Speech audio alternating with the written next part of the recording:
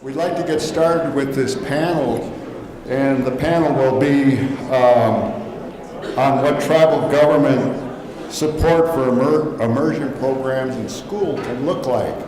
The people that are going to be presenting their views and their experience are going this way. Karen Washinawatok, who is a former tribal chairwoman, member of her Menominee tribal legislature, and now also member of the Menominee Language and Culture Commission, as well as a speaker and a teacher herself. And she has lots of ideas and lots of good things going on up there that you could share. Mark Macarro is a chairman of Pechanga, and Mark has done really wonderful work in economic development and things of that nature, but in March this year, he gave a nice presentation on place names in Pechanga that the government, his government, was able to take on local governments to gain control of these places that really belonged historically to the tribe. And so he will share that as well as some of his other experiences. Karen Williams, Diane Williams, I'm sorry. It's right in front of me and I can't even read it. Diane Williams is from Cochiti, and she's was instrumental in the language committee and the development of their teaching program, and so she has experience with what the tribe can do to help with these programs. And last, Holly Davis is the principal at the Eastern Cherokee School in North Carolina. Oklahoma.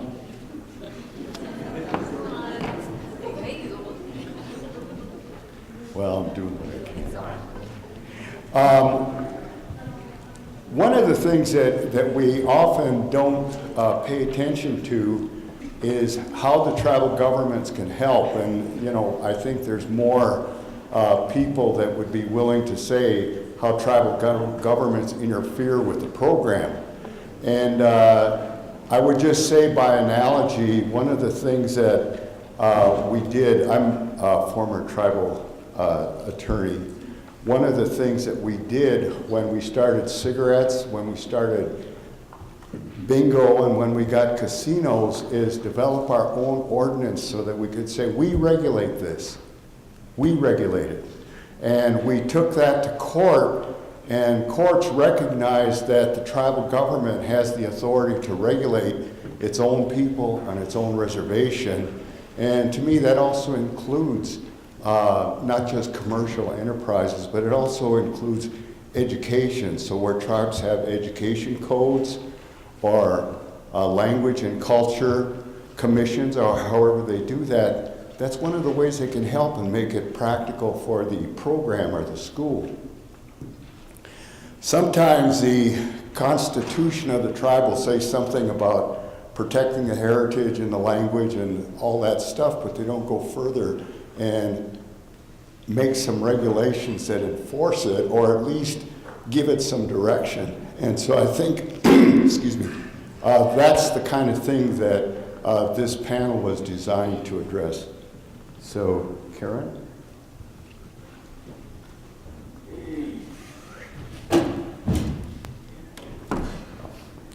Marwanan, Posonich, Mamachi Tawak, Tanamani Aswisian, Mashik, Awasa, Netotem,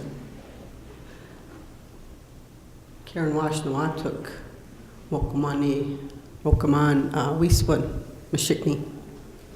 My Menominee spirit name is Tanam, and my grandmother gave it to me. In my language, it means she has something. And my elders used to always push us to learn, so as I grew older and I knew what my name meant, I'd ask her, what do I have, Grandma? And she'd say, well, you have to go through life to find out what that is.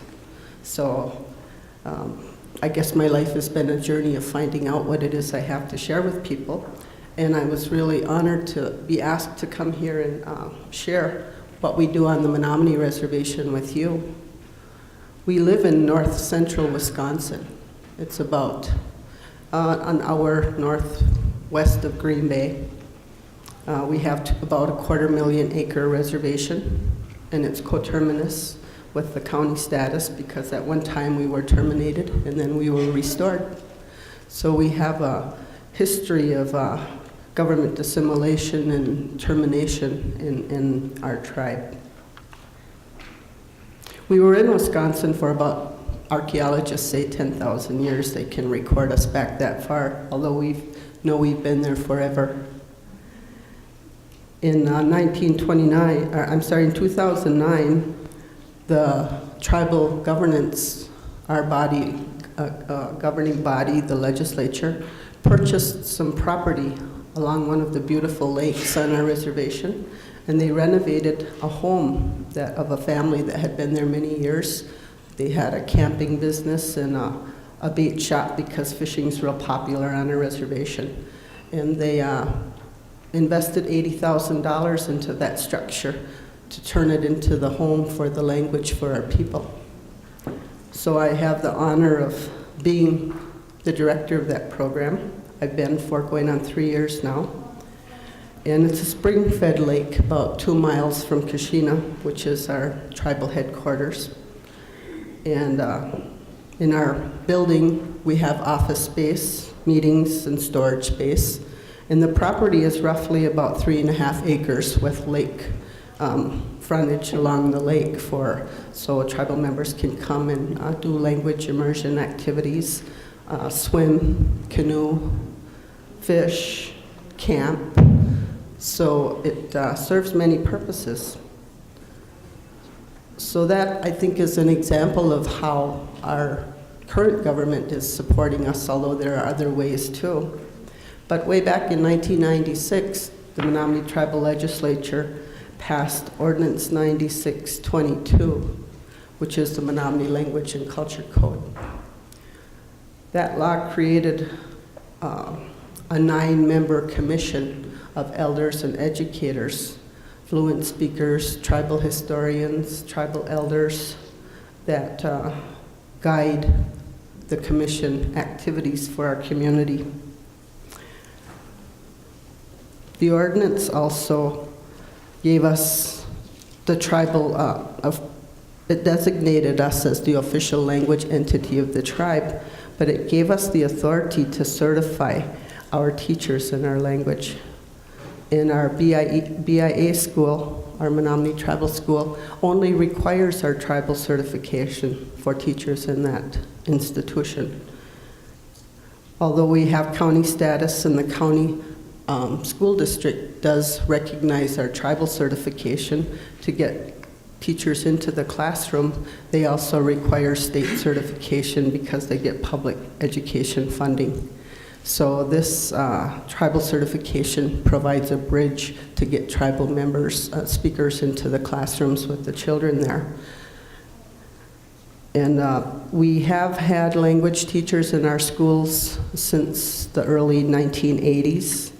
I was privileged to be a language teacher for many years in both the Menominee Tribal School and the public school system.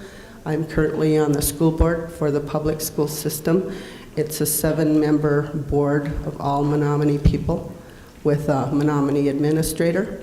So we've come a long way with our public school system.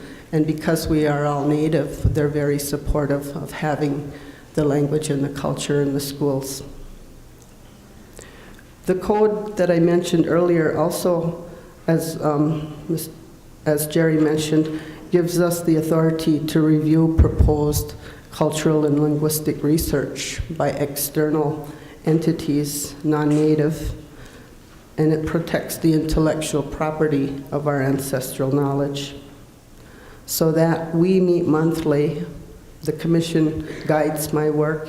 I report monthly the activities of the program, and we usually have proposed research as part of our agenda. We found in the history of doing our research since '96 that we have the ability to review any proposed publications of our language and our history and our cultural knowledge if they are non-natives, and if we object to the accuracy of those publications, the non-native authors will change the publication or implement the revisions that we recommend. So we've had pretty positive experience with doing that. And our elders are sometimes reluctant to agree to research until they understand what the person is what the message is or the research work is involving. However, as with all tribes, I'm sure any tribal member that proposes to do research doesn't need any permission from our commission being a tribal member. Before coming here, I'm also a member of the Language Education and Training Committee for our tribe. And we had a meeting last month where a tribal member came forward and proposed the position of an immersion coordinator. So we discussed it at that committee meeting and decided that we liked the idea and we wanted to go forward because our tribe didn't have an immersion position prior to this other than my position.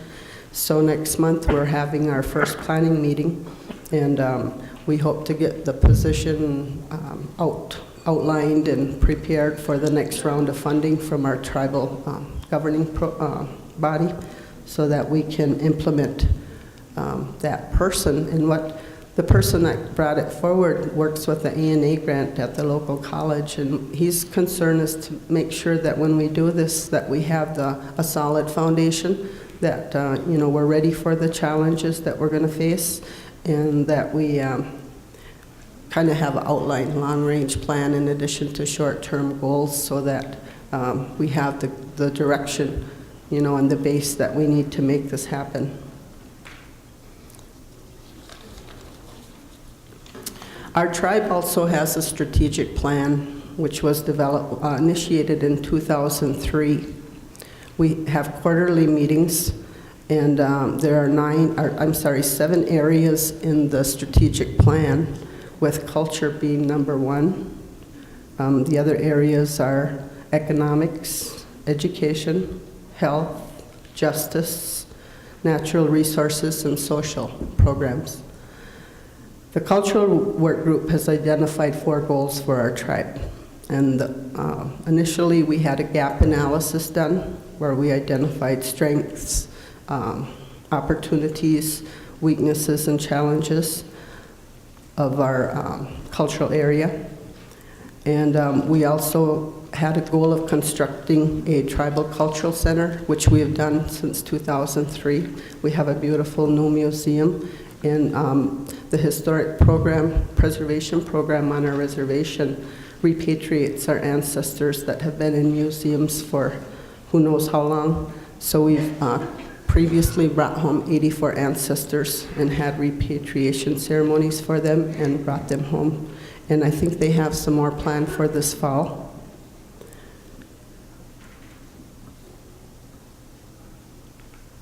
One of the ways that we promote awareness of our language in our community, because a lot of the adults are visual learners and they read and write, is that we submit articles to our local tribal newspaper, and there'll be seasonal stories or short stories about children or elders, and sometimes they're stories that were covered in schools or programs in the community, so they're a way to reinforce the learning of the community.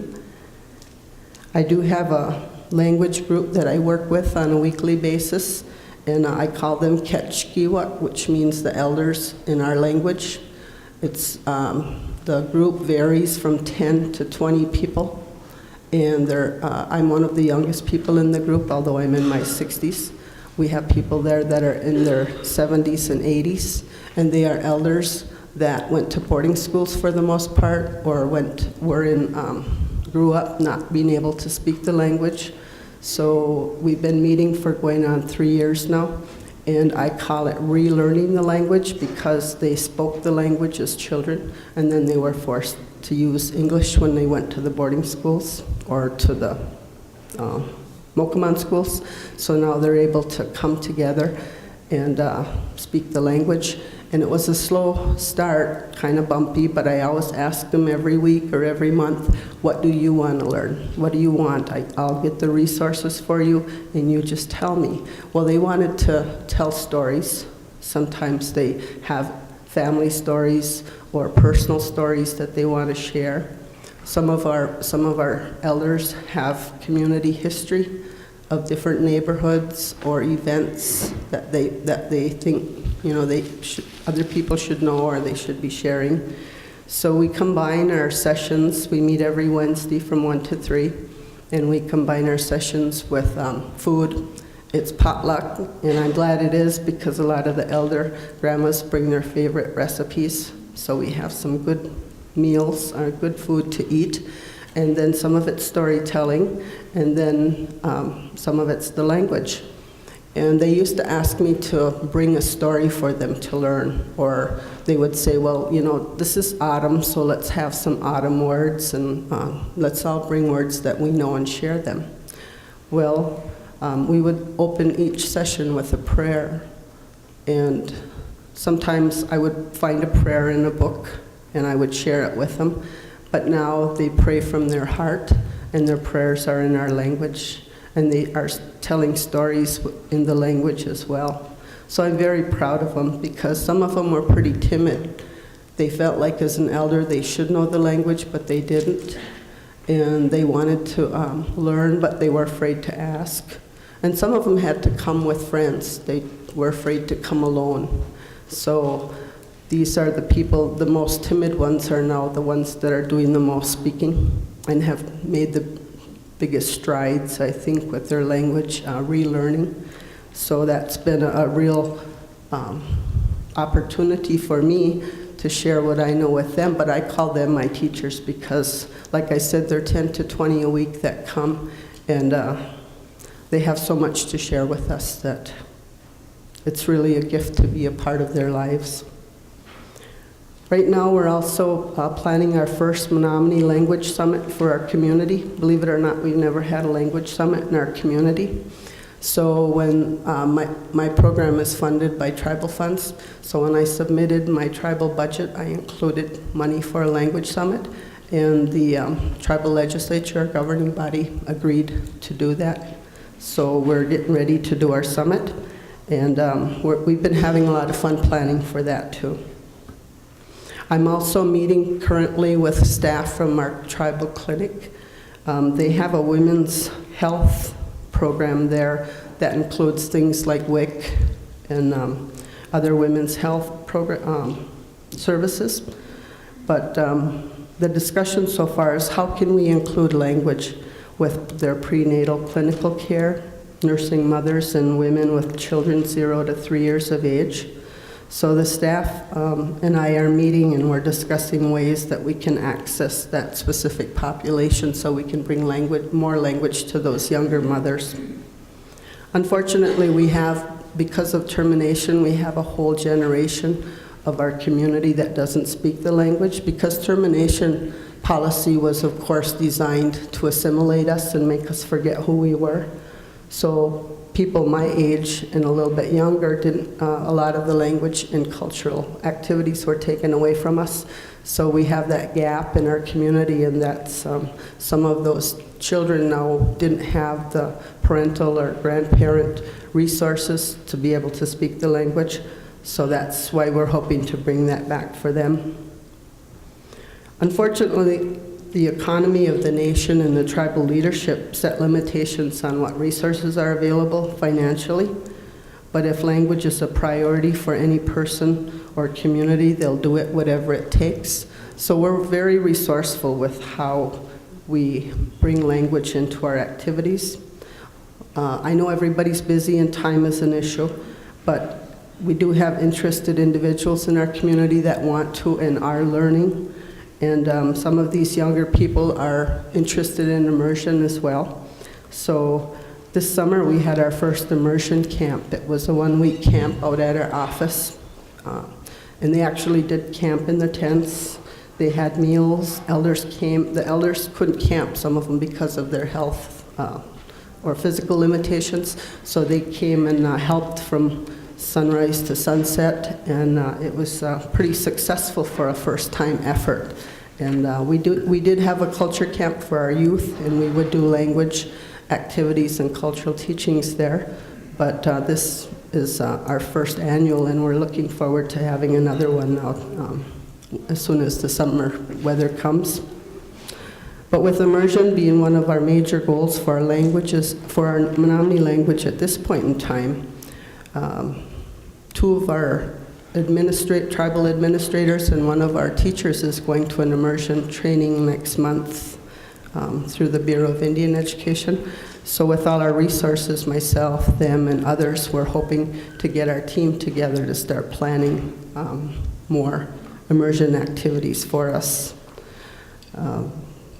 Also, we have what we call a Menominee Language Institute that meets twice a week, and that's total immersion in the language. They meet in the evenings from 5 till 7, I believe it is, although time does vary with the activities that they do. But they are language teachers and community members that want to speak the language.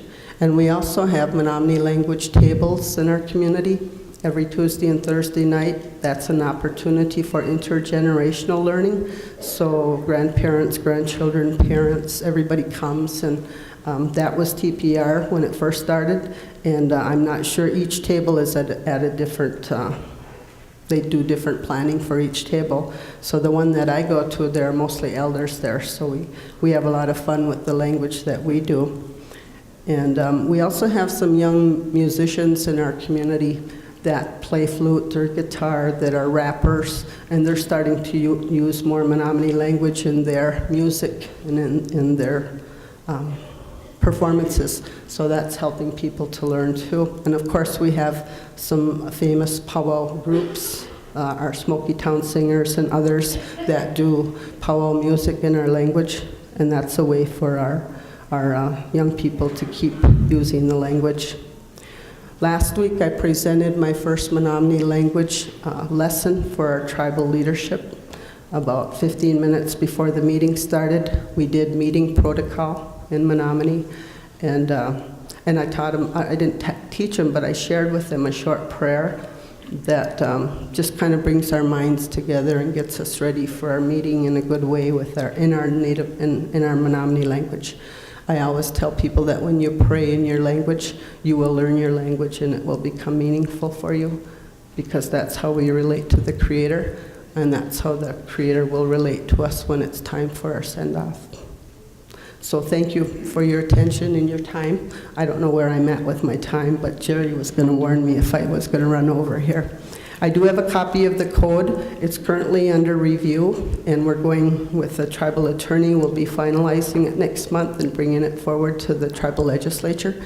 This is our second review of the code in the 15 years we've had it. So it's useful to look at it every couple of years or so and update it and revise it according to what's happening in the community.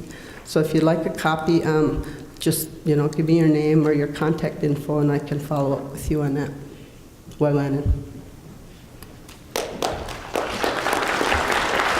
Thank you, Karen. One of the things I wanted to say about the code that they developed is because of the principle of comity, and that means the other governments recognizing the laws of another state or, in our case, the tribal government, it's important that we have something that we can relate to when they say, well, who's going to do this? And we say, we're already doing it. And under the principle of comity, they have to recognize our laws as well. And so it's important that we have these laws in place. And I think what Karen was saying about their code is because they certify their own teachers, the only negotiation is between the tribe and the state for them to recognize the Menominee standards for their teachers. So I think that makes a big difference. Mark Macarro is next speaker, and I hope his presentation is something like he did at NIGA, but case. If I can get this to work. Sure. All right, we're gonna see if the technical part will work, but if not, I'll just talk anyway. Mayuyam. Mayuyam. Aning. Hauka. Meahun. The Indian people I know, and Hili, have taught me those greetings in their language. But we say Mayuyam, and so I thought I would say that to you. Hello. Let me start with, because there's a number of places where I could start. Looking at the program, the title we're supposed to speak on is talking about our experiences, I guess, from the tribal government level with regard to immersion schools and the relative success of those or not. And so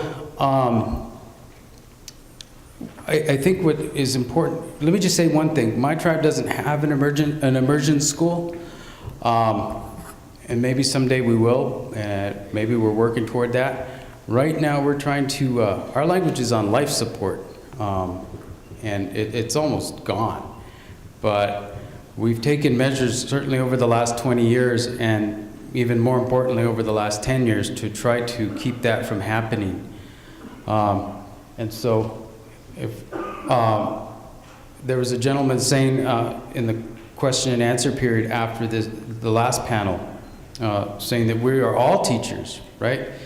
I agree with that. I've been fortunate to, as an adult, learn my language. I had an excellent teacher, an elder, who long since passed in the early 90s.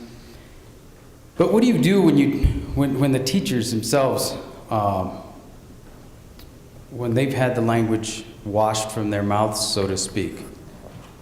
Right, and I'm going to go into more of this in my personal presentation tomorrow morning, talking about my tribe's experience with boarding schools in particular, and how that set the stage for the destruction of our language. But, you know, when language has been stigmatized and you've been the object of physical abuse for using it, and it happens over a period of 50 years or so, over and over and over again, and you know, a group makes an unofficial decision to stop using the language or to not have their kids have to endure what they endured, then what do?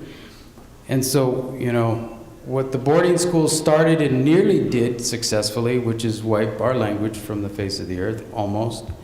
I think relocation nearly almost completed the job. Even though we're in California, a fair amount of our folks were shipped off to Oakland in particular. It seems like a lot of people went to Oakland, which is, because we're only 60 miles north of San Diego at Pechanga. So that's what I was trying to show with this map here. This is Southern California, and just to show you where we're at, San Diego's right there. That's the one word that appears below the center there. The coast interstate is 5. The inland interstate north-south is 15. Interstate 8 is that bottom horizontal line coming from Arizona. So let me just click on this for a sec. Let's see. Well, it was supposed to zoom in, but it didn't. So my people are the Pechanga people, and we are one of several bands. And let me just click through this real quick. Pechanga means that the place where water drips people. Because that's where our reservation is today. It was established in 1882 under an executive order from President Chester Arthur. Payom Kawuchu means people of the West, and so we're the Pechanga Luceño people, and I'm the tribal chairman for that tribe. We have 1,500 tribal members on about 6,800 acres. Almost all of it's in Riverside County, about 80 of that is in San Diego County. And we're federally recognized under the name of the Pechanga Band of Luceño Mission Indians. There are other Luceño bands, culturally, linguistically, Soboba, La Jolla, Rincon, Palma, and Old Pala. I'm not going to go into this part here, but Father Sarah was a big deal in our part of the world. None of it was good. I don't know if any of you know that, but he established the mission system in Alta California So let me just skip ahead here. But to complete the thought on us being teachers and the loss of our language, the challenge for my tribe was, how do you find a way to get language back into the home and having your people speak it? And we haven't found the silver bullet yet, but I think we've made some inroads. And so part of the answer to the question that we came across is, look, you have to find some way to replace the language teachers. Now, I know that sounds a little odd, right? You're talking about replacing people whose knowledge, at least from your own tribe's experience, I'm sure, whose knowledge is deep and stretches back generations, without breaking that chain. But for us, it was broken by the boarding schools. So what do you do? And simply put, it requires people to accept the notion that, look, if we don't do something, it will all be lost. So the traditional model, you're all very familiar with. Grandparents teach it to parents, parents teach it to children, grandparents teach it to children, elders teach it to the community. Songs, stories, dances, everything is intertwined. That's the ideal, that's the traditional model, and the more that you have, the more traditional and more alive I think your language probably is. And of course, the less of that you have, the more in danger your language is. And so when you don't have that anymore, you need something to replace it. So simply put, the idea is the tribe has to replace it. How? Somehow.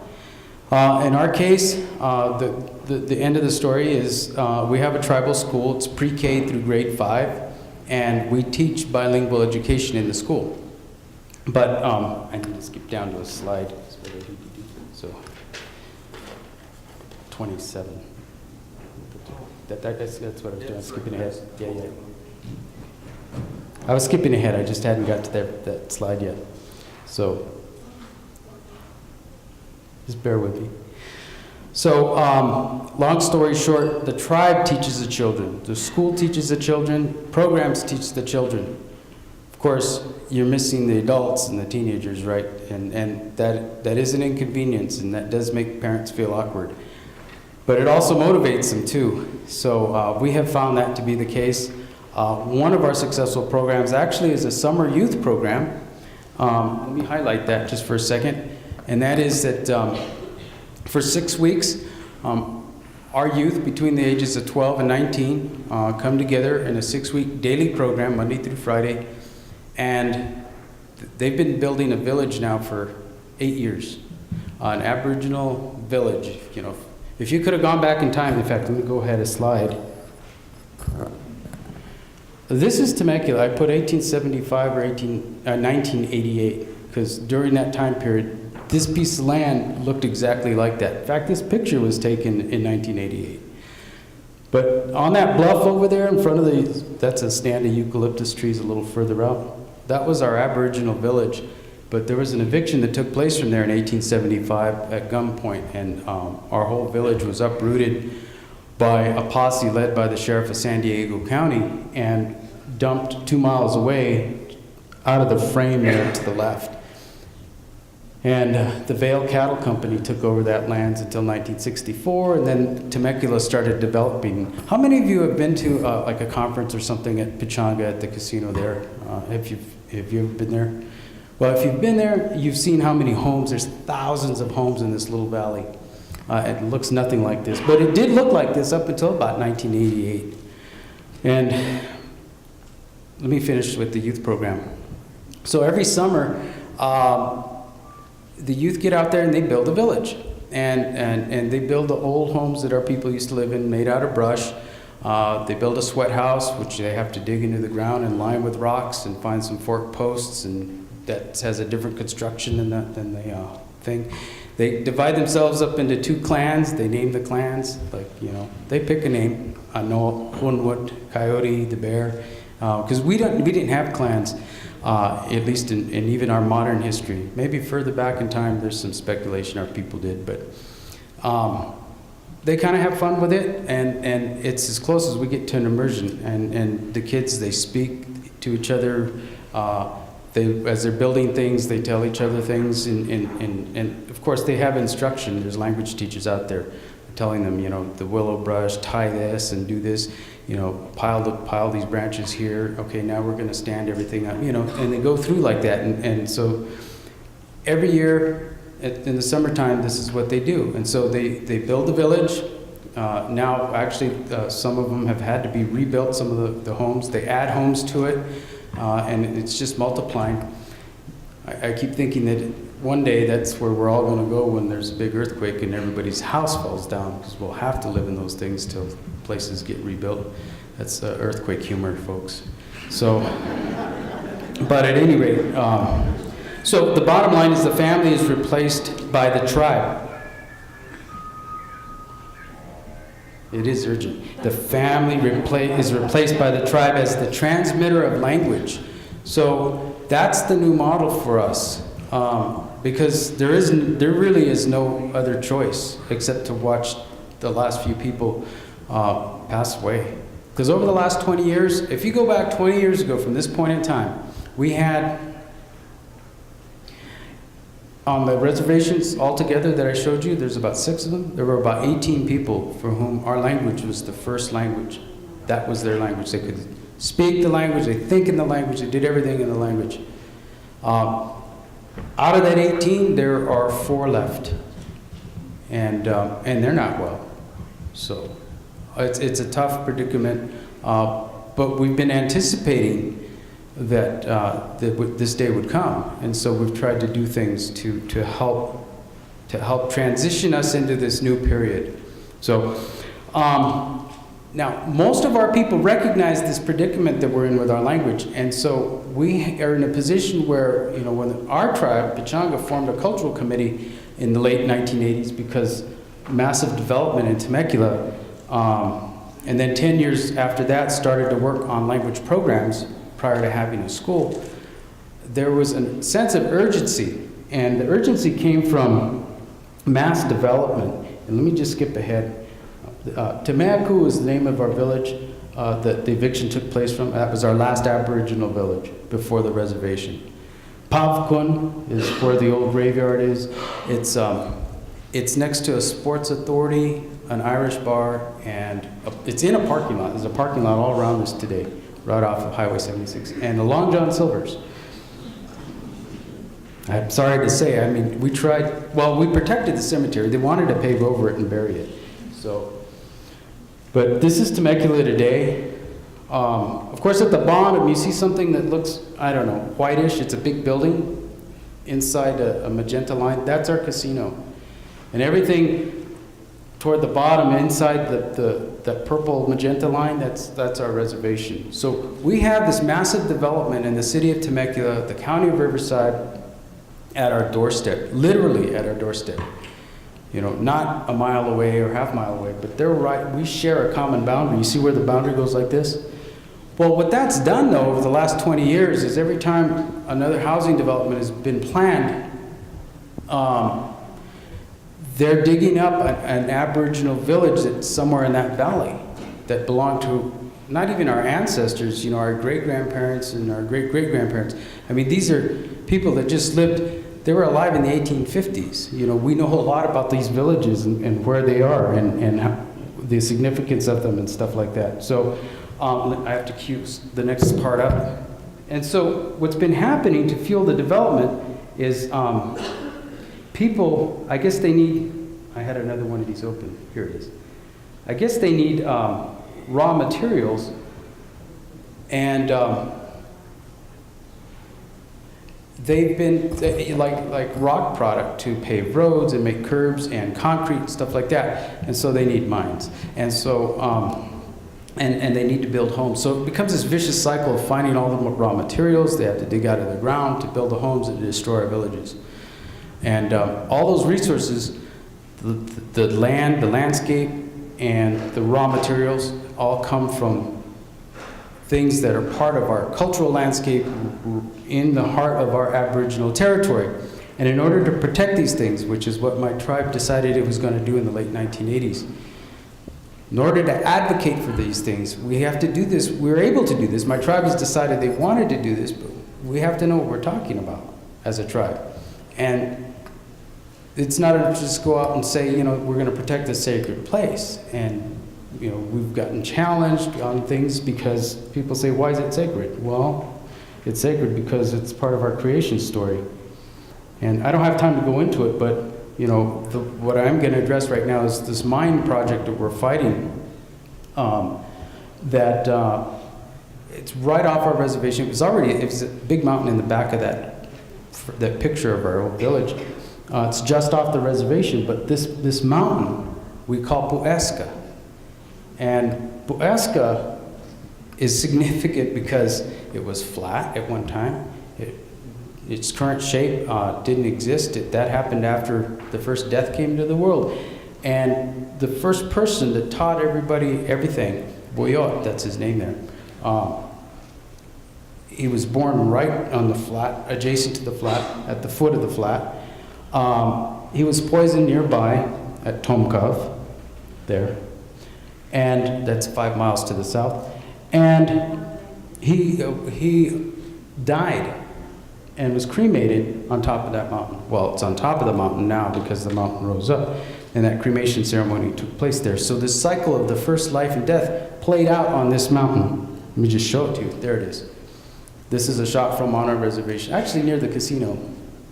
That you see where that green brush line is, the lower half of the picture, kind of slowly angling down? That's where Interstate 15 is. You could actually see like trucks and stuff moving through there if it was a live video. That's Pueska Mountain. And at the upper left-hand side, behind that ridge is where they want to put this mine. And it's not just a mine, it's an aggregate rock mine. And I'm going to have to skip ahead here. Some interesting stuff here, by the way. This is just a smattering of, this is about a third of the place names and cultural sites that are right in and around our reservation. The mine is that mustard-colored piece over to the left, the west edge of the picture. It's about a 400-acre site. Let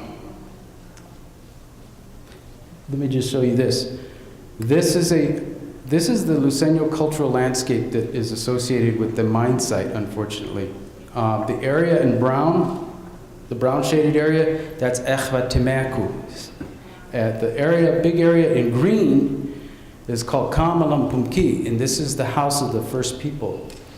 Tatamai is where they first walked. That's actually the river gorge of the Santa Margarita River. And the area in pink is the area of Pueska. And another minor site called Churuca, a sliding place. So the totality of all these places together, because the mining company's been challenging us, like okay, we had an archaeologist walk the mine site up on top of that mountain. There's no artifacts up there.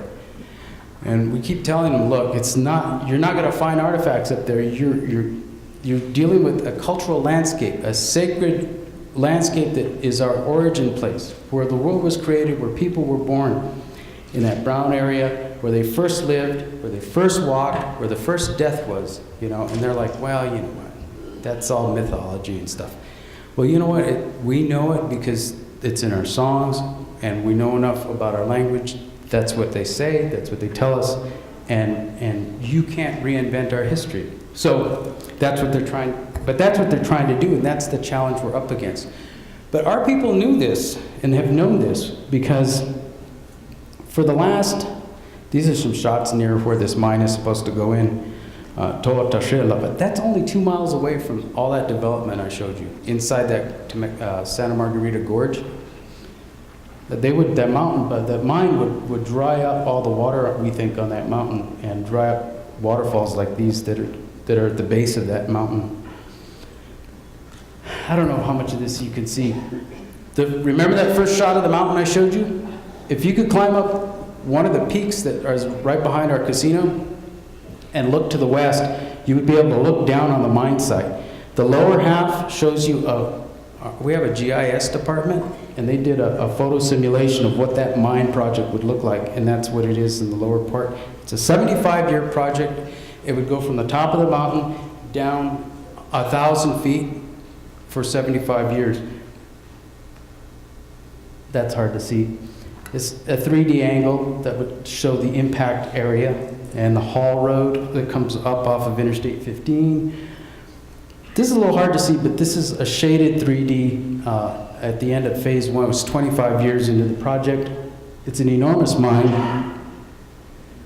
The green is a Hoover Dam. You could put, we think, 4 or 5 Hoover Dams in. That's just at the end of phase 1, at the end of 25 years. That's how big this mine is going to be. They're trying to make it the single source for providing home or housing development and commercial development in San Diego County and Riverside County over the next 50 years. And so they want to, make a big hole in the mountain like that. And they're like, well, can we make the hole smaller? And, it won't be so bad to you guys. We're like, you really don't understand. So that's the mountain today. That's what it looks like on the right. Let me skip through some of this because this is what we've been doing since our cultural committee was formed. We already lost quite a few village sites in our Aboriginal territory. And a few that we've been able to save, well, this is saving because the environmental law says, okay, we'll mitigate the impacts on the village site to a level of insignificance. And to them, because they have other representative village sites, they could destroy it and build houses right up to it because they have enough samples of a village site. This one is not unique to them anymore. So they build these neighborhoods right up to them. But what happens, in Riverside County, by the way, had a building boom in the last 20 years. It was just tremendous. And so like this is a sacred boulder here. It has rock paintings on it. And this is the shot looking the other way at the same boulder. The homes are right next to it, and it's all graffitied. This is in San Marcos in northern San Diego County. It's in a neighborhood. This was taken in June 2006. They're faded, but there's extensive rock paintings in red paint on the face of that rock. A year later, this is what that rock looked like. It gets worse. Once this development comes into play, once the houses are there, the neighborhoods are there, it's like, people, this is their playground. But our fight starts with our language because it empowers us to be able to go out there and articulate to these people who know nothing about who we are and try to convey to them the importance of protecting these things. Because the environmental laws are not enough. This is another example. That rock carving is on that slope there, right across the street from another neighborhood. So we're concerned about the mine, and I'm going to finish with this. Okay? I'm over time. We have these sacred songs we sing at our wakes still. They're travel songs where the first people went to all these places. They stopped. The couplet that's named, the places are named in pairs in our songs, is Kakui Mai Pulalach. And Kakui Mai, well, that's a picture of it. It's Slover Mountain along Interstate 10. It's about 40, 50 miles north of our current reservation. It's in San Bernardino County, north of Riverside, about 5 miles. The Slover, Portland Cement Company started mining that actually in the 1890s. That smoke there is a dynamite blast in 1909. This is a sacred landmark in our religion, in our history. It's where the first people, the Kamalam, went to.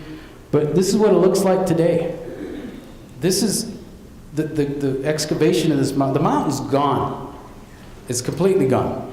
They've gone below grade now, and this is what it looks like. It's a crater.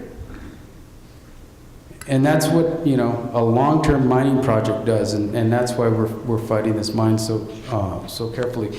But I guess my bottom line, I mentioned Tomkav. This is where Wiyot was poisoned. It's 5 miles to our south. The same mining company that wants to build this massive mine, they got a 20-year lease. They're already dynamiting the back of Tomkav, which also includes ancient villages, but that's in our songs. It's part of our creation story as well, but it's a goner.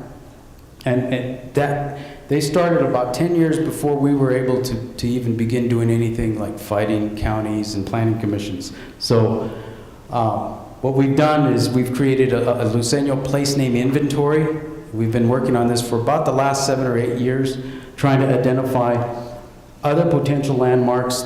This is Double Butte in the center of Riverside County. This is where the Chechai and Pumwapibu, this is where the 7 sisters flew up from. And they left that white rocky streak on the mountain. And that's what this is called. There's another angle of Chechai and Pumwapibu. There's a western butte that doesn't have a whole lot of significance, but the eastern butte does. And so, okay, last one is this. Katuktu, if you've ever been to Camp Pendleton, you've seen this mountain. If you're in the Marines or were in the Marines at Camp Pendleton. It's one of the boundary corners of the base. It's in Bonsall, Oceanside. It still looks like this today, fortunately. That's from 1930s. This was a mountain that rose up when a big flood came, and all the people went to the top of this mountain and were saved. And then when the floodwaters receded, the mountain came back down and is at the elevation that it is today. It's a very sacred mountain we call Katuktu.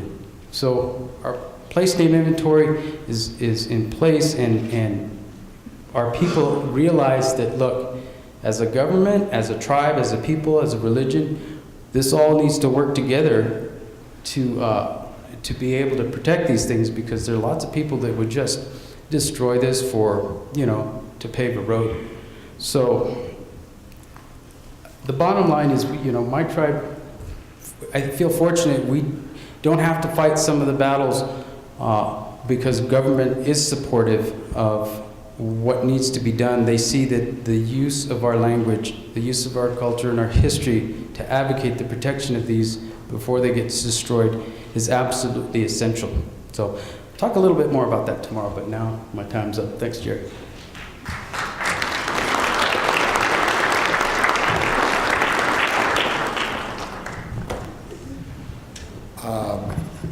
We'll now hear from Diane Williams talking about her experience at Cochiti.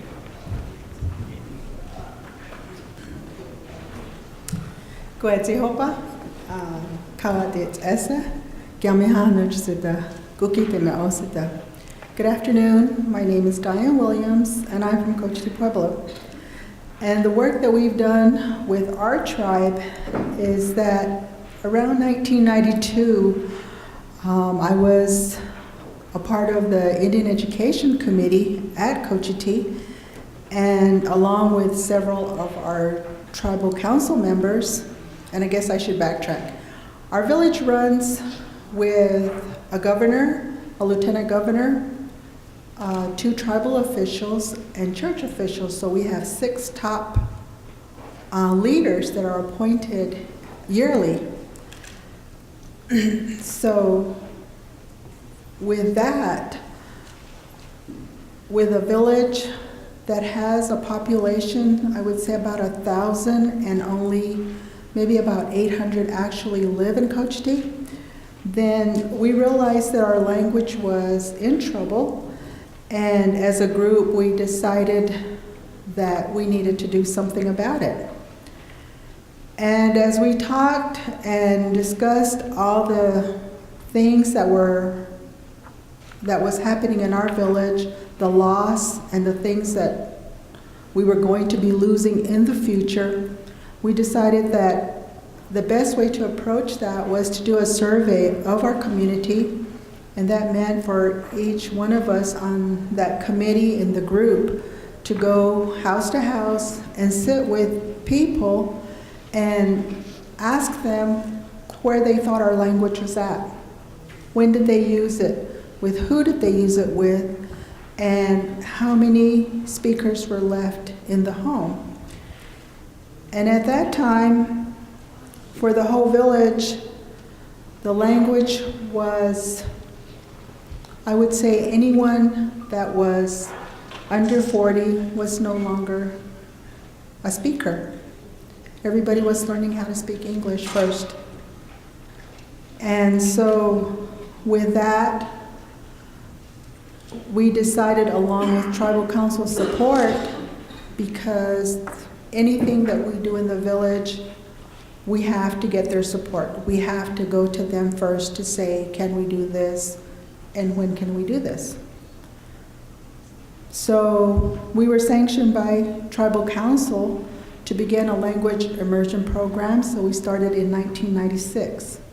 There was 6 of us teachers who were chosen. We were appointed by the Tribal Council to start the program. In our first year, along with having to teach the language, we had a consultant from the University of New Mexico, Dr. Rebecca Benjamin Martinez. And she helped us by teaching us how to teach the classes. So we started with about 130 kids. And so in the mornings, we taught the language. In the afternoons, we had a recreation program.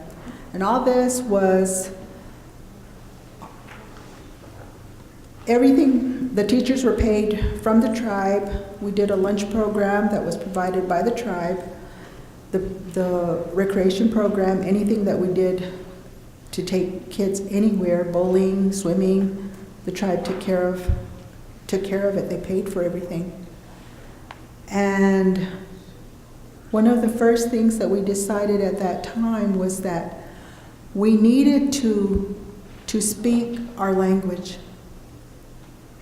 Just when we look back, and growing up, we had, in our village, we had a Bureau of Indian Affairs school right in the middle of our village.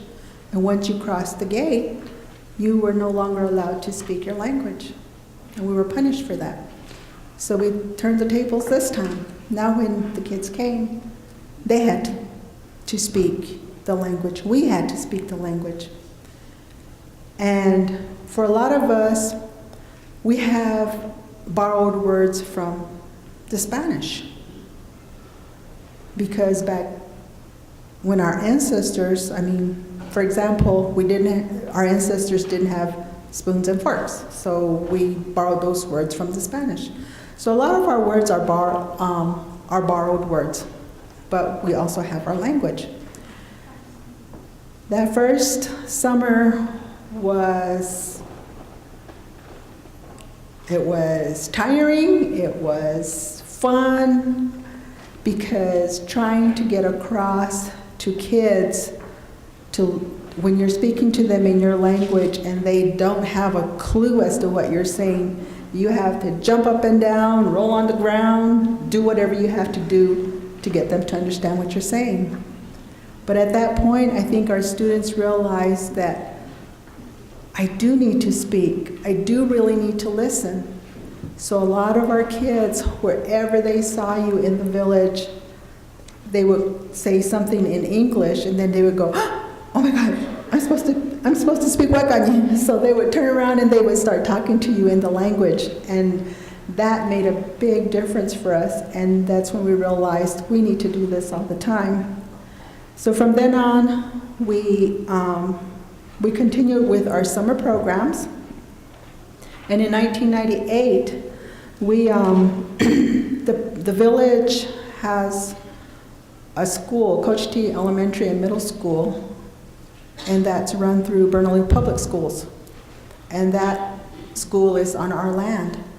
So the Tribal Council put together a task force to negotiate between the task force and Bernalillo Public Schools that we would be allowed to teach our language at Coach T Elementary and Middle School in order for them to have the school on our land.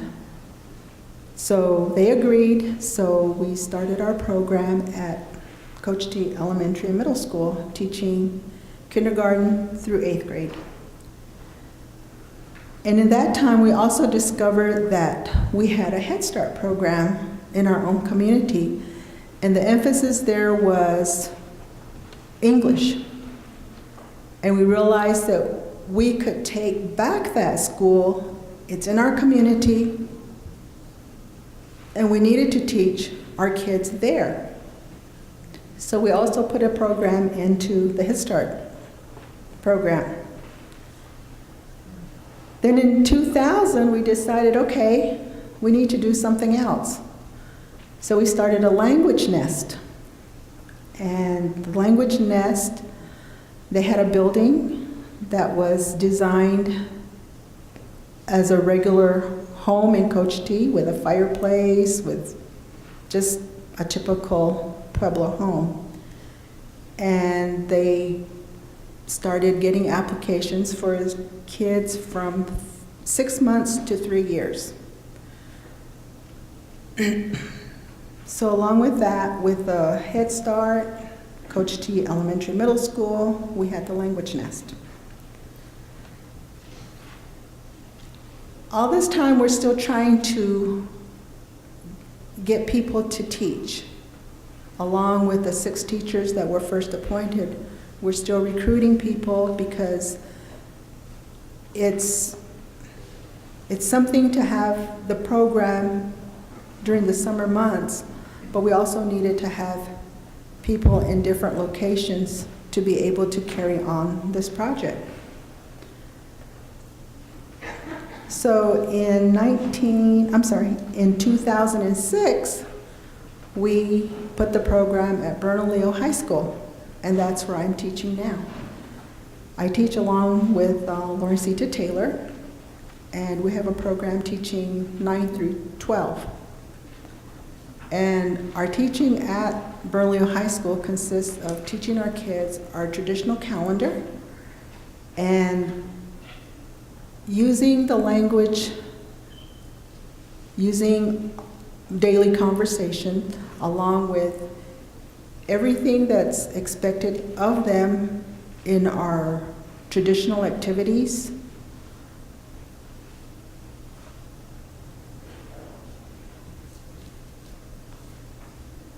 And so we do that. And so we have that program at Bernalillo High School. Then we started another program, and it's at the Santa Fe Indian School. So we have those in place. Then along with that, we also have evening classes for men and women, and there's some nights that we have classes just for women to learn traditional activities or cooking, specific traditional foods that we use in our traditional dances or ceremonies. Then along with that, we have our employee classes. So anyone who works for the Pueblo of Cochiti, they have to go to tribal employee classes. But I want to go back to talk about the things that we do at Bernalillo High School. Our kids are mandated to take our class for 2 years. At first, it used to be an elective class, but now we've gotten it to where it's a language credit. And before, we used to have a pass-fail program. Well, we decided that we needed to help our kids with their GPAs, and we realized that our class was valuable in that they were learning the language and they needed a letter grade. So we went back to, we have a language advisory committee, and we go back to them, and they have to work with Bernalillo schools in order to change that protocol for our kids. So we do work with our language advisory committee, who reports to the tribal council if we want to make any changes within our classroom. If we want to do anything that's specific to anything that actually deals with things in the village, then we have to get an okay from the tribal council. But more or less, we do teach a daily conversation, because we feel that our kids don't know those things, so they need to learn that. And I'm happy to say that this year, we have kids who have come back, who have fulfilled their 2-year obligation and have come back to take a 3rd year class with us. And we've noticed that them being in the class, they're actually starting to talk. Oh, that is such a great feeling to be able to carry on a conversation. They know exactly what, when I ask, When I start asking them questions, they respond, and they're not at a loss anymore. The expressions you see on their faces, that they're learning, they understand what I'm saying. I can see that they're happy with it, we're happy with it, and right now we're wanting to go back to our language advisory committee to ask for a third year because we're noticing that difference, that it does take at least 7 years to learn the language. But for us, having the 2 years, they know the general words, but to actually converse, it's taking time, and we see that change happening in their third year.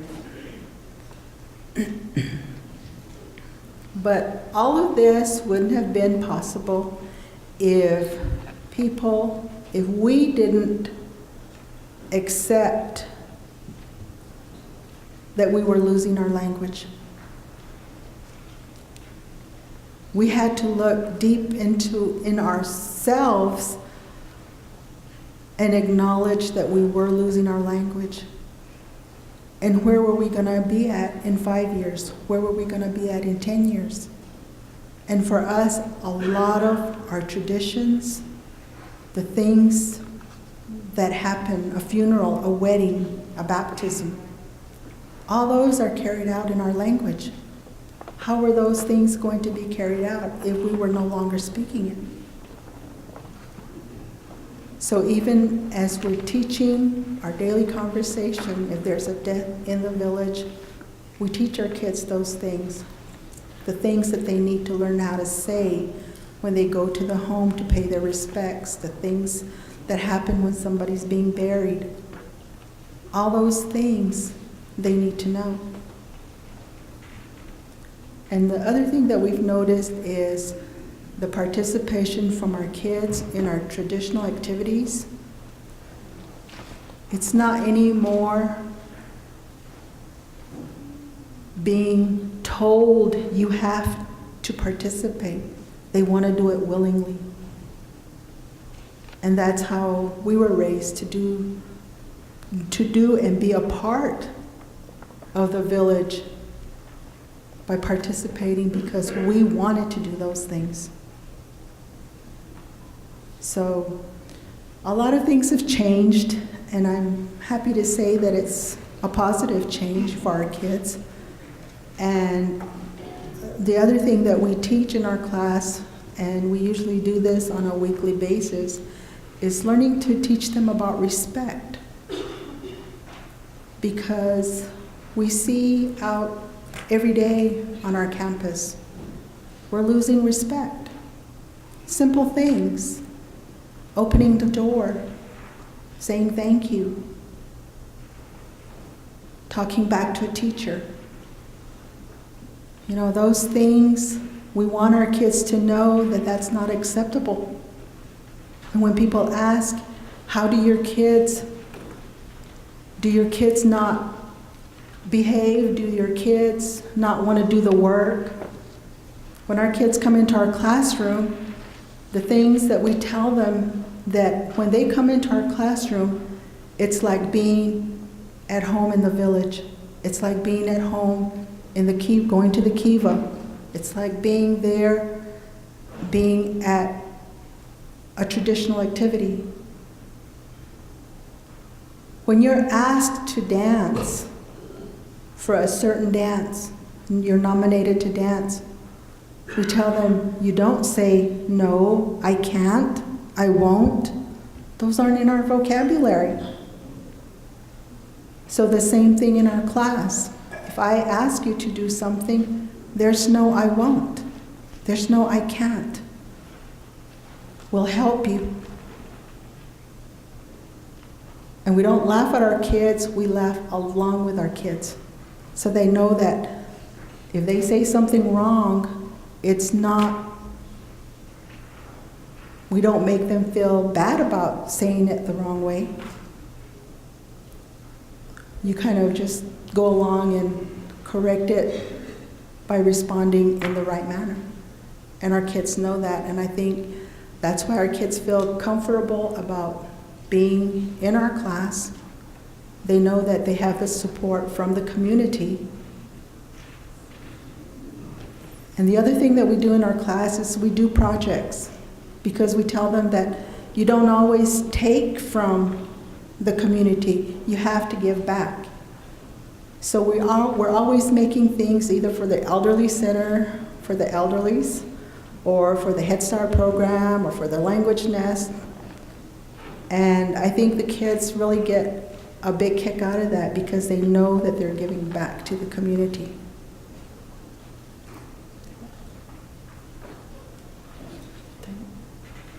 Oh, okay.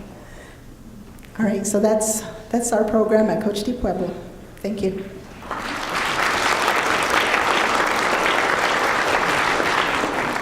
Experience for me. I've been in public education for over 25 years, and I was recruited to come into Cherokee Nation as a principal for the Immersion program, and I learned something new every day. There's so many aspects of this Immersion program. I think there is so much potential with an Immersion program, and it's only going to get better and get bigger and better, and I have seen the growth just in a year's time, and I'm very excited to be here and at our school in Tahlequah. Originally, the Immersion program for Cherokee Nation, and Cherokee Nation sponsors our school 100%. We actually this year have applied for chartership through the state of Oklahoma, so we are and that was accepted, and with flying colors. The State Department of Education actually commented that we had one of the best applications they'd seen in a while, so we were very proud of that, and they were very excited to welcome us into their program as a charter school, and we're unique in that situation. I'll touch on that just a bit. Like I said, I'll try to be quick because I know you all have lots of places to be and lots of things to see, and you've been sitting here a while. So 10 years ago, we started the program. The program was started, and I'll say we, even though I wasn't around. I'll pretend I was, and I'll pretend that I created it all. But the program started as a language nest. 3 and 4 year olds, they opened a program just to introduce those children to the language, because yet again, we had a very supportive chief and tribal council that was very concerned about preserving the language. You know, every year you're losing speakers, you're losing those fluent speakers and the elders, and it was decided then we need to preserve the language, and the best way to do that is to teach the children. The children are going to save your language for you, because there's this gap between the children we're teaching now and those who speak that will never be able to do it. I am not a speaker, and I've learned more in this past year with children teaching me than I ever thought possible, but it's hard.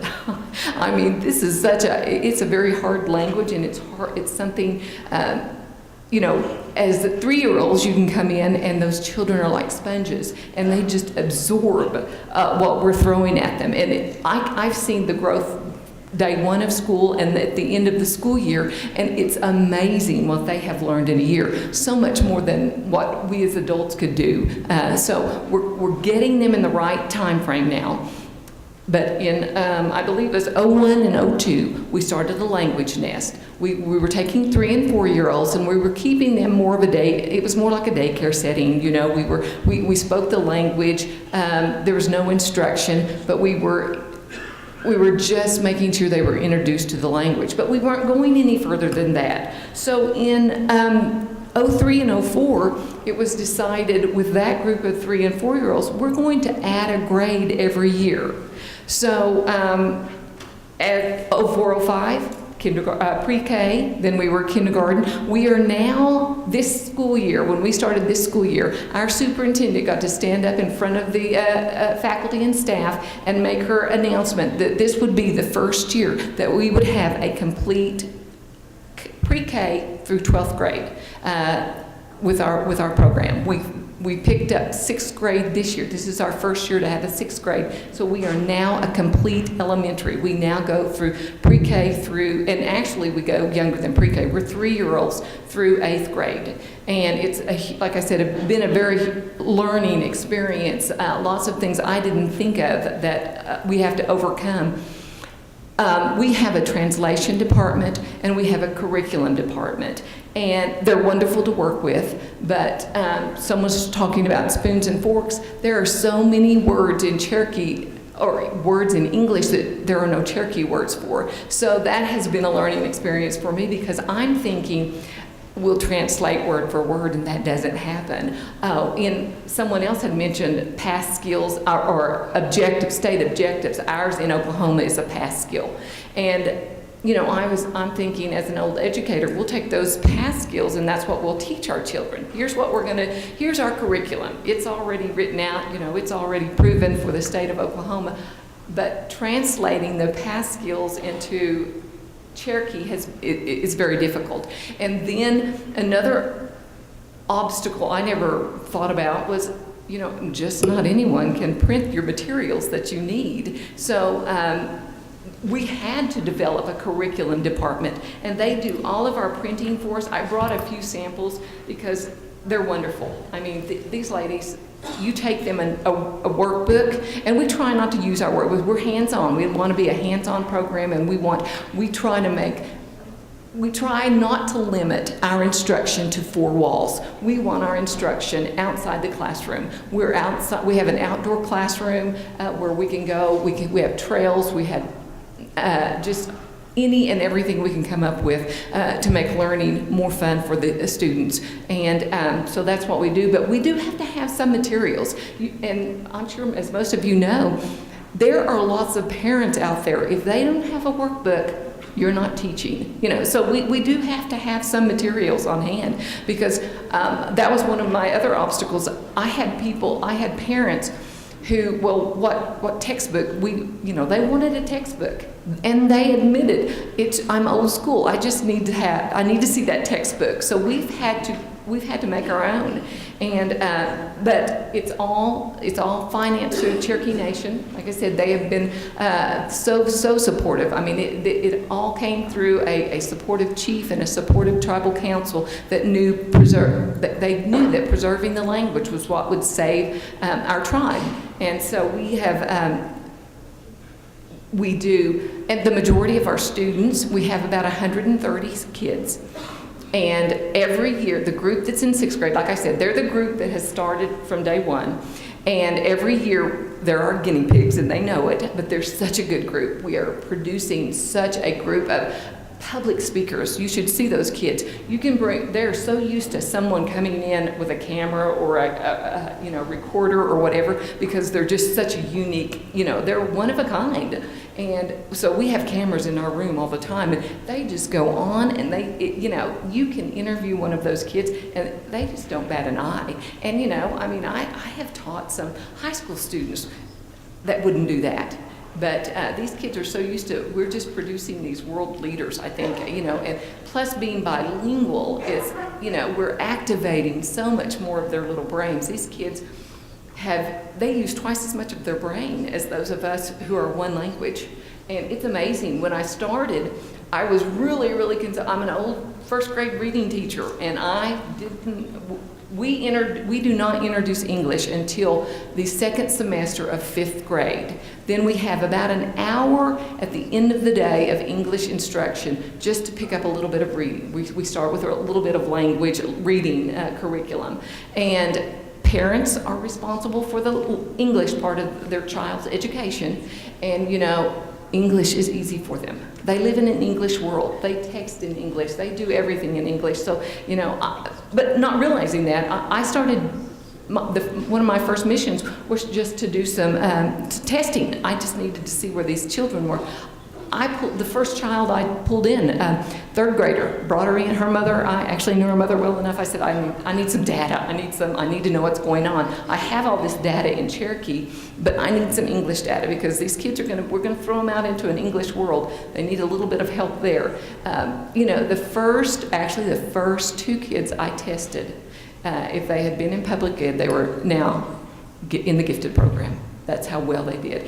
And neither one of them had had any English instruction. I don't know how they did it. They were just amazing. As I tested those kids in English, and our testing system's not always the best, but the test I use, one of the examples that I like to give is the instructions were read the passage. Well, passage is not a word that they would have used in Cherokee. It's not even a word we use in English very often. But he read the directions.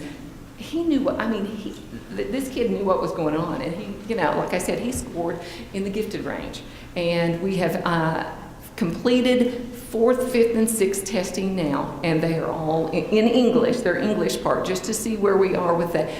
They're doing great. And it's just because we are we are providing them a bilingual education. And we believe at Cherokee Nation that the best way to do that is to immerse them in the language from 3 years old. They have no other instruction. Every teacher we have is speaking, reading, and writing Cherokee to these children all day long, every day. We go, when we leave the classroom, our 5th and 6th, actually 3rd, 4th, 5th, and 6th now, we participate in sporting events.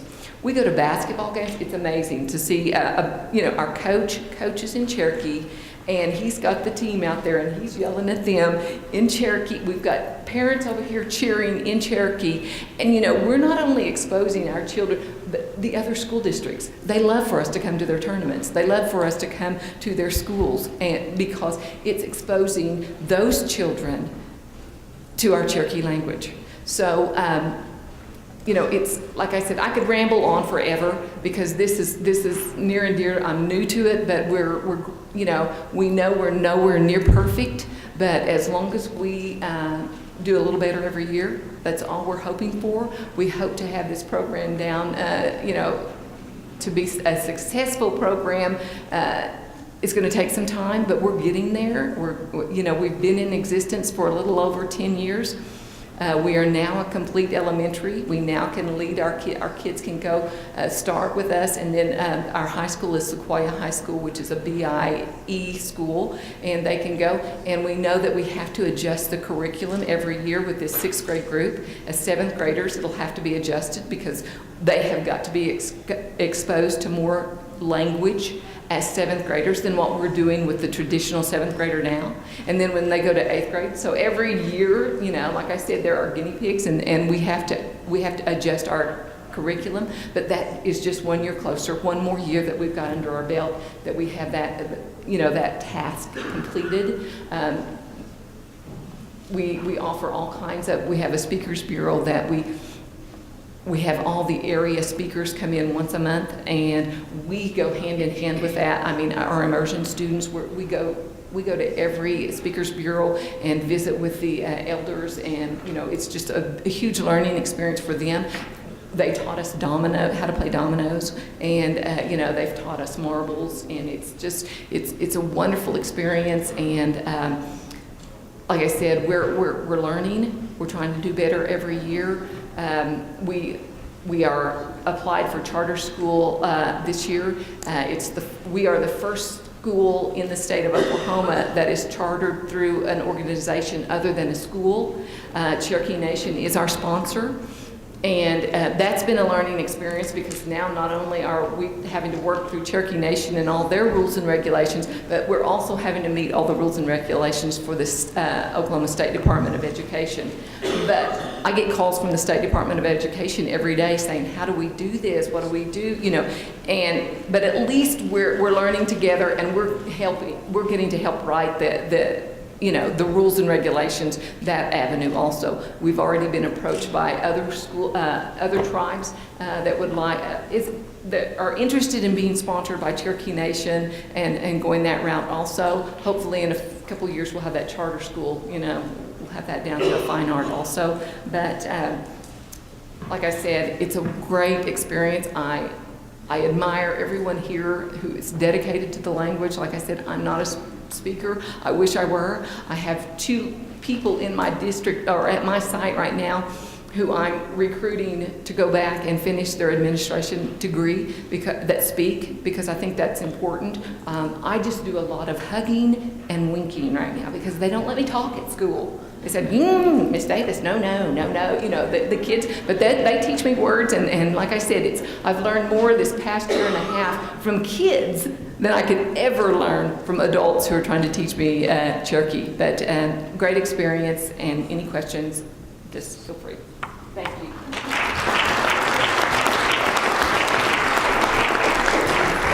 Thank you, Holly. Please, if you have questions, direct them to one of the panelists to whatever you might have to say to them. And we're opening the floor now for some questions of the panel.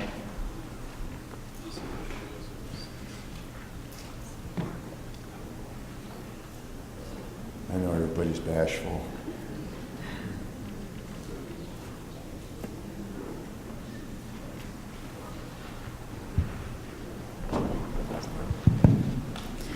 I'm Darlene Franco. I'm from Visalia, California, and I'm from the Wokchumni tribe. And I'm the director of a language program in Central California, and we have about 10 different languages that we work with. My program, I work for Owens Valley Career Development Center, and my program is primarily funded by tribal TANF funds. And through the prevention program and through family self-sufficiency, we're able to fund a cultural language program. What I hear throughout the different language groups that I work with, both federally recognized tribes and non-federally recognized tribes, which is a whole nother area, but what I hear a lot is that they are seeking support from their tribal councils to run their own language programs. Through our program, we're able to compensate them a little as contractors to teach language classes. But we all know that teaching classes a couple of times a week for a couple of hours at each session is not going to save our languages. And what we've been hearing all day today is immersion is the way to go. So a lot of our language teachers need the support from tribal councils. So this, I know Mark sits on tribal council. I don't know if the rest of you have very much influence, but what would your recommendations be to help some of our language teachers get support from tribal councils?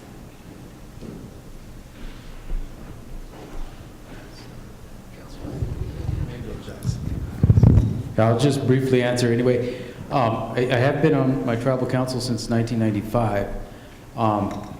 And part of my presentation tomorrow is going to cover a little bit of this, but I'll just say that the success of the language programs that we've had, because our school started as a daycare program, and it evolved from there. But there was an aspect of the daycare program that was geared toward pre-K and through first graders and everything in between. And there was a language component that was part of that program initially. And what happened is the parents began to see the success of the kids in learning our language. And you know, we had teachers. You know, our language is written, by the way. We just had a brief chat over here. The Cochiti language is not written, which creates different challenges in my view, but you know, they have very good reasons for why that's the case. Language materials were developed, and that was part of the success. But you know what? The parents began to see the success of the program, and the parents, first of all, then became the advocates and the biggest cheerleaders of the program, and then other programs that were developed. So, and then some of the tribal members who were staffers or faculty members later in the program's life, there became this core group of parents and tribal members that became critical to bringing future funding, bringing other programs forward. So it started like grassroots support, which kind of moved the ball forward, and you know, put it on the radar of the tribal council to say, hey, you know, this is something that's working, this is something that's successful, you need to support it, we need to keep doing it. Look, and they were showing the council, they were showing us, look, this is the success. They bring in the kids, and they they'd talk to us individually as a group, they'd sing songs, and we'd like, wow, they learned this in a year, you know. And so we could see the success of it. So that was a big deal. I think that's a critical element, because you could talk to tribal council members till they're blue in the face, and they're worried about, you know, whatever they're worried about, different things. But when you show them something that's working, if they're political, well, they don't want to get in the way of something that's working. They'll want to support it. So, but if you can get that grassroots support group out there and visible in front of the council, I think that goes a long ways. Some of the other panel like to address that?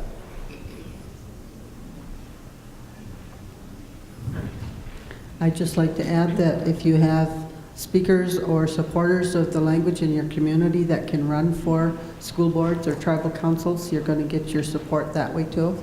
Our current tribal chairman is very supportive of the language by proposing the language summit, by wanting the classes, you know, some language to be brought to the council for the meetings. So, you know, getting people in key positions and starting at networking can also strengthen that support for you.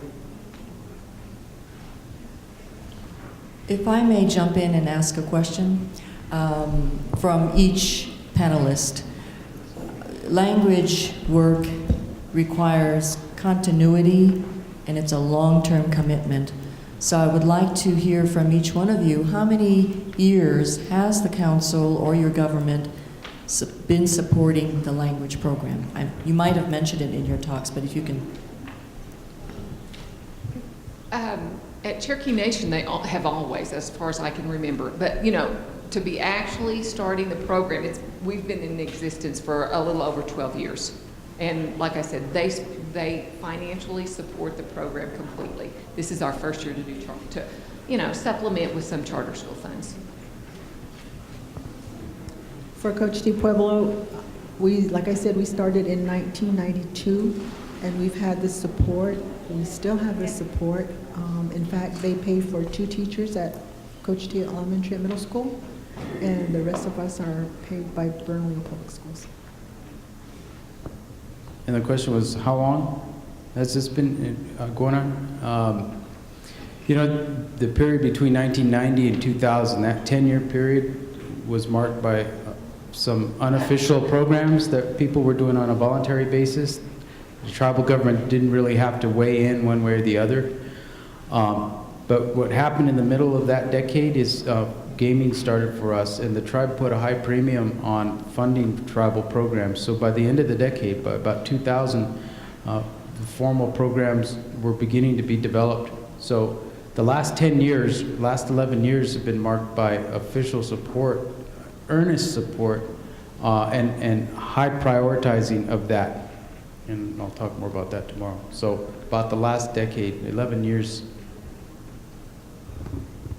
For Menominee, I think we have had teachers in the schools, language teachers, since the early 1980s. It wasn't until 96 when the tribal ordinance was passed to create the commission that the tribal leadership's been really supportive of language. And there is a lot of collaboration and partnership in our community back home because a lot of the programs are financially limited. So I think just, sharing resources is what makes it stronger. And it's working for us that way.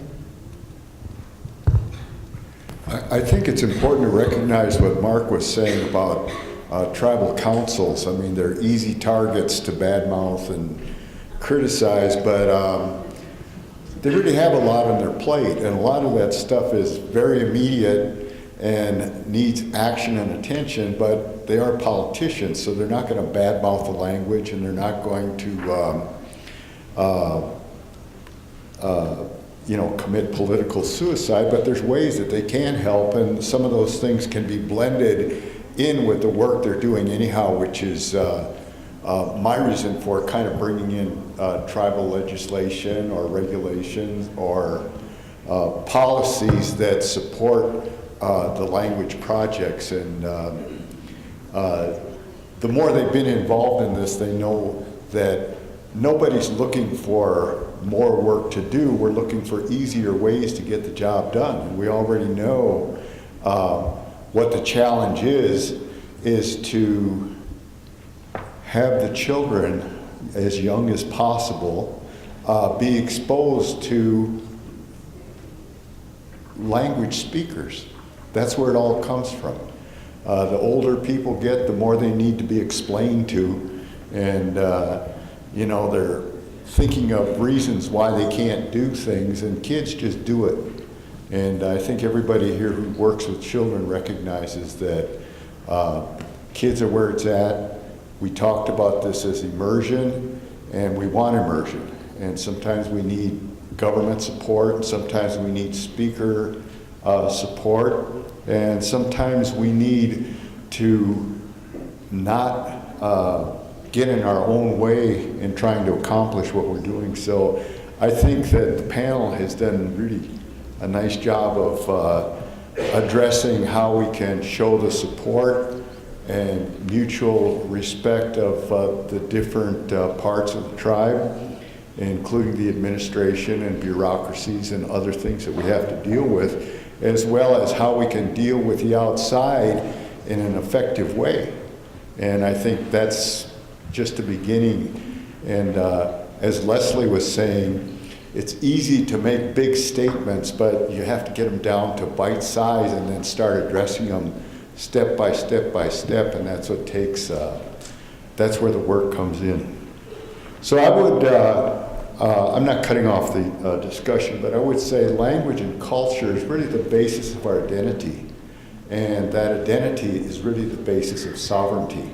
And that's what tribal governments and our tribal leaders and our representatives can advance for us. But we have to give them information, and we have to provide them ways that they can help, because they're busy people.